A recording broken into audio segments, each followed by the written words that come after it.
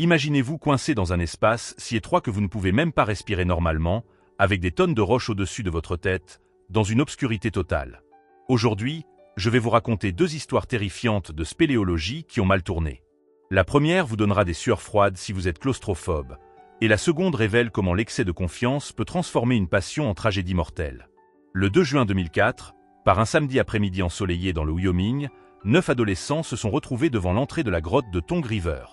Parmi eux, Barry Blaha et Dana Herbert, tous 2 âgés de 16 ans, avaient convaincu leur groupe d'amis de partir à l'aventure dans ce système souterrain qu'ils pensaient facile à explorer. Aucun d'entre eux n'avait la moindre expérience en spéléologie, mais leur jeunesse les rendait confiants face à l'inconnu. Leur équipement était dérisoire. Quelques lampes de poche bon marché, des piles de rechange et 2 ou 3 lampes frontales empruntées à du matériel de camping.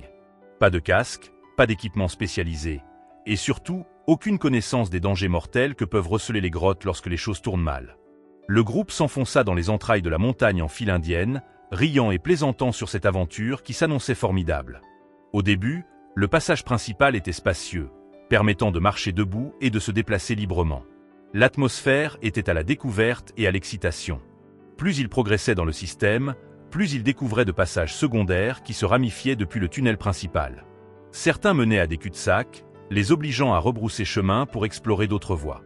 Les parois montraient des signes d'érosion et de dégâts causés par l'eau, avec des roches instables et des sections fragiles qui auraient dû alerter des spéléologues expérimentés. Mais les adolescents, enivrés par l'aventure, ne remarquèrent aucun de ces signaux d'alarme. C'est alors que Barry a aperçu quelque chose que les autres avaient manqué. Dissimulée dans l'ombre, une fissure étroite dans la paroi semblait mener plus profondément dans le système. Ce passage n'apparaissait sur aucune carte.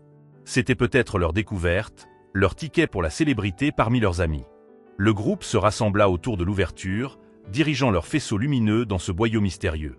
Ici, la roche était différente du tunnel principal.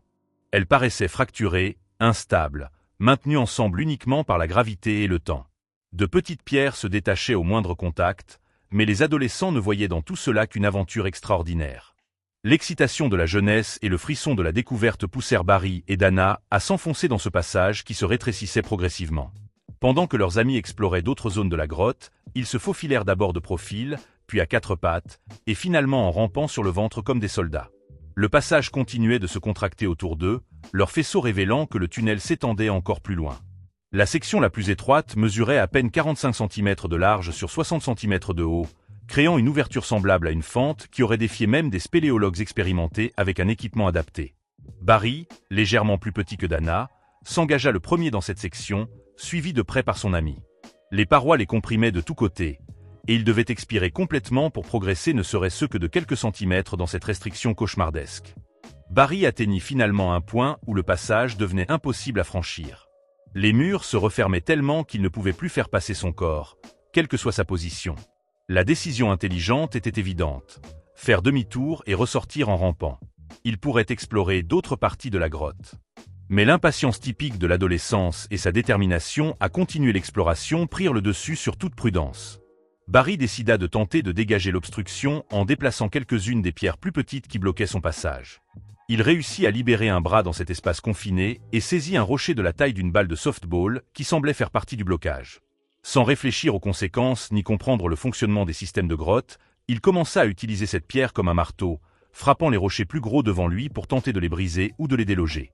De plus en plus désespéré, chaque impact envoyait des vibrations à travers la roche environnante. La poussière commença à pleuvoir du plafond au-dessus d'eux. Le système de grotte était stable depuis des millénaires, mais il n'avait jamais subi une telle agression. La formation rocheuse fracturée était maintenue en place par un équilibre délicat. Chaque coup du marteau improvisé de Barry perturbait cet équilibre, envoyant des ondes de choc à travers le plafond instable. Ce qui se produisit ensuite était le pire cauchemar de tout spéléologue. Un craquement profond et tonitruant résonna dans le passage, immédiatement suivi par le grincement de pierres qui se déplaçaient.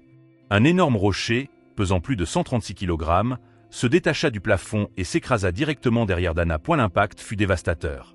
Tout le passage trembla violemment. Un nuage étouffant de poussière et de débris remplit l'air. Quand la poussière retomba enfin et que les échos s'estompèrent, l'horrible vérité apparut clairement. Le rocher qui était tombé avait complètement scellé le passage derrière eux. Barry et Dana étaient piégés dans un espace à peine plus grand qu'un cercueil. Le cauchemar claustrophobe qui suivit dépassait l'endurance humaine. Barry se retrouva comprimé contre la section la plus étroite du passage, la poitrine tellement serrée que chaque respiration était un combat. Derrière lui, Dana était coincée entre ses pieds et l'énorme rocher qui était devenu leur mur de prison. Sa respiration devint rapide et superficielle, tandis que la panique la consumait. Quand ils éteignirent leurs lampes pour économiser les piles, l'obscurité fut absolue. Le silence n'était brisé que par leur respiration laborieuse et les cris étouffés et lointains de leurs amis de l'autre côté du rocher. Ils étaient enterrés vivants, entourés de tonnes de roches qui pouvaient se déplacer et les écraser à tout moment. Leurs amis tentèrent immédiatement de déplacer le rocher, mais leurs efforts étaient désespérés.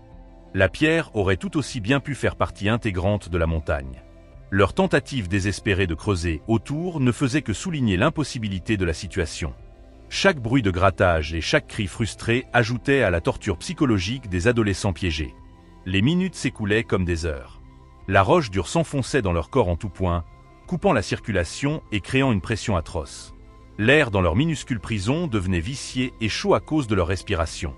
Chaque inspiration semblait insuffisante. Des crampes musculaires s'installèrent à cause de l'immobilité forcée, ajoutant une couche supplémentaire de souffrance. Les effets psychologiques étaient pires que la douleur physique. Des milliers de tonnes de roches pesaient au-dessus d'eux. Chaque petit bruit devenait terrifiant dans leur état de peur exacerbé. Le tassement des pierres, l'égouttement de l'eau, le froissement de créatures invisibles. Le temps perdit toute signification dans cette obscurité absolue. Ils commencèrent à se demander s'ils allaient mourir ici, leur corps jamais retrouvé. Leurs amis prirent la décision cruciale de ressortir en courant du système de grotte pour chercher de l'aide. Plusieurs d'entre eux remontèrent à la surface et appelèrent immédiatement les services d'urgence. L'alerte fut donnée aux équipes de secours du comté de Sheridan, qui commencèrent à mobiliser l'équipement spécialisé pour ce qu'ils savaient être une opération difficile. L'effort de sauvetage fut une bataille contre le temps et la physique. Les sauveteurs professionnels arrivèrent avec des treuils puissants, des vérins hydrauliques et des outils spécialisés conçus pour les urgences en grotte. Mais même avec un équipement professionnel, déplacer un rocher de 136 kg dans un passage de grotte étroit présentait d'énormes défis. Les sauveteurs devaient travailler par équipe, avec seulement une ou deux personnes capables d'accéder à la zone de travail à la fois. Chaque outil devait être transporté à la main à travers le système de grotte. Il y avait une peur constante que leurs efforts puissent déclencher un autre éboulement qui rendrait la situation encore pire. Finalement, après ce qui sembla une éternité, les sauveteurs positionnèrent leur système de treuillage pour déplacer l'énorme rocher. L'opération nécessitait une coordination précise et une extrême prudence pour éviter de déstabiliser les roches environnantes. Lentement, centimètre par centimètre terrifiant, la pierre de 136 kg fut tirée loin du passage. Le moment où Barry et Dana purent enfin bouger à nouveau fut un soulagement indescriptible mélangé d'agonie. Leurs muscles, engourdis par des heures d'immobilité, fonctionnaient à peine alors qu'ils étaient soigneusement extraits du passage étroit. Le voyage de retour à travers le système de grotte ressemblait à une renaissance. Chaque pas les éloignait davantage de leur cauchemar souterrain. Ils émergèrent de la grotte de Tongue River vers 22h30, près de 8 heures après être entrés dans ce qu'ils pensaient être une simple aventure d'après-midi.